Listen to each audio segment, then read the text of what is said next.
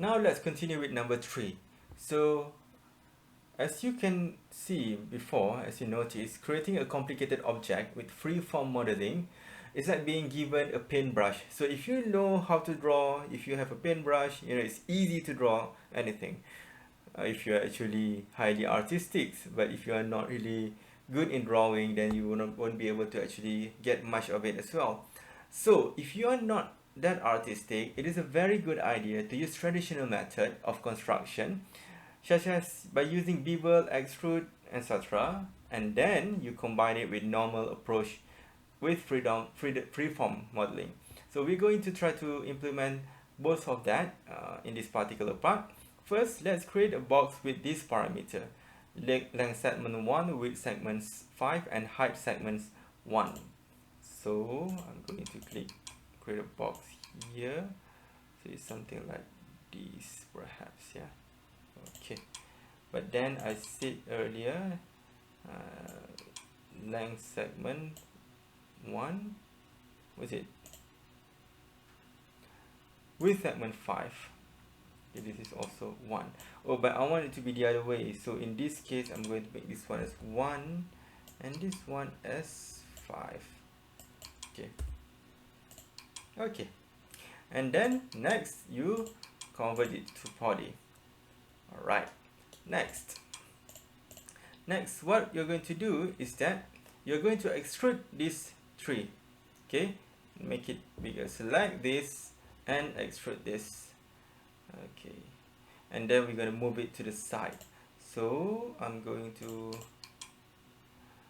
select this. Okay, and then I'm going to extrude it. Extrude a bit over here, and then what I want to do is that I'm going to move it to the side. So here in this case I'm going to look at it from the top side and move it here a bit. Okay, something like that. I also click here and move it to this side. Okay, and then I will extrude some more. Okay, in this case I will extrude once more and another one. Okay, so extrude 1 and 2. Okay, now click element and the whole object are selected now. So this is something that I haven't tell you guys before. So once you select this thing, click elements and clicking this one, you can actually scroll down and there are a lot of different feature that you have over here. Obviously there are too many that we cannot cover it all. So let's say this one, tessellate and M-smooth. If you want to do a lot more subdivision, what you can do is that you can simply click tessellate. Okay, then you can see that there are a lot of subdivision. If you want to pull and push, that's also right over here. Okay, and then or you can actually click M-smooth. This will make it smoother without going through NURBS. Before this we go through NURBS. This one you can actually make it smooth right away. Or you can actually click tessellate and then you click smooth. See, the level of smoothness is different. Control Z, Control Z. Okay, please try that one. And then I'm going to click M-smooth. So now this is where we are. So assuming that this is what we want to work on, okay, so go to freeform toolbar and click relax soften.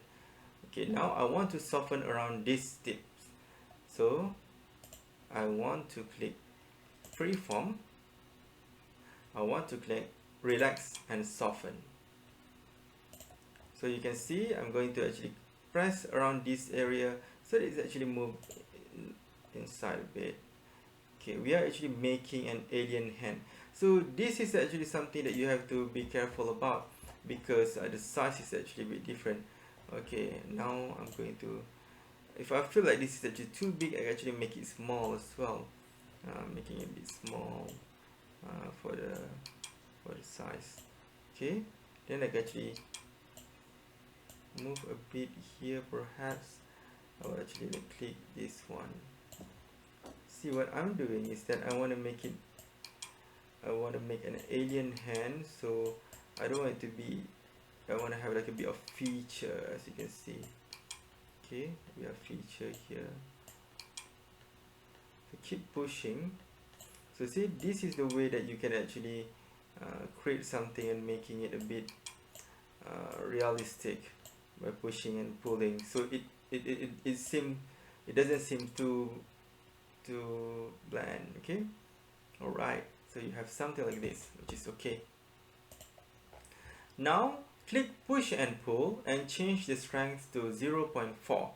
I said that note that you should choose the size accordingly because the size of our model might be different.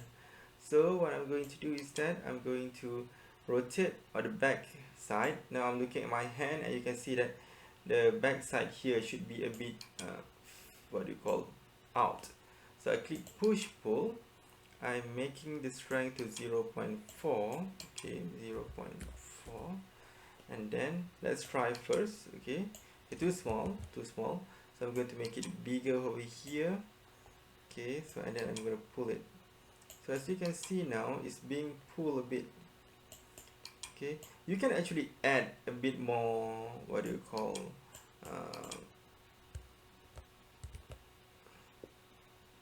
a bit more subdivision if you want to make it nicer as well, but in this case I do not bother. So in this case I'm actually keep pressing this one so that it's kind of going out a bit. So maybe I assume that's actually how a hand look like. See, if it's actually like a big bad over here, I can always click relax confirm brush and try to click this so that it fixes it. Yeah, so that's how you fix the thingy. Like you have like over here you have quite a bad subdivision. You can try to smoothen out a bit. Yeah. Okay, so that is actually better. So now you have your thingy. Yeah. Now for task 19.2, please snap your alien hand and send it via WhatsApp. So just a bit of discussion here. I'm not going to ask you to do it, okay? But if you add bones and do skinning to the object, then you will be able to move this hand. Note that it is recommended that the bones are built inside the skin so that the bone will not affect the closer surface. I'm just going to show you a bit of applying bone. So let's say that we are looking from this side and I want to apply bone. Okay, I can actually click here, maybe I click here, and then I obviously want to have 3 sides, 1, 2 and 3.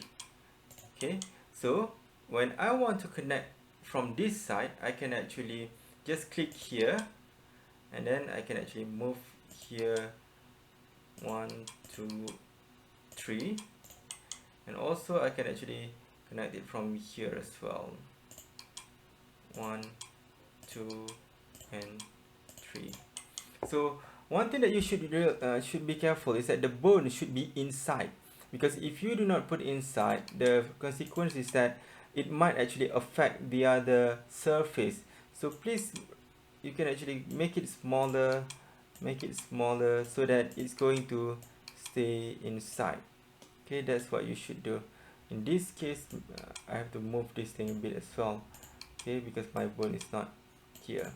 And then you can do the same procedure so that you'll be able to actually do the skinning process and all. So this is actually quite good. So as a reminder, you can actually click skin here, and then you can actually go down, you can actually add bones, and then you click all and select, and after that you can animate. So obviously you can actually move it to that direction and so on. Okay, you're not required to send this, so that's okay.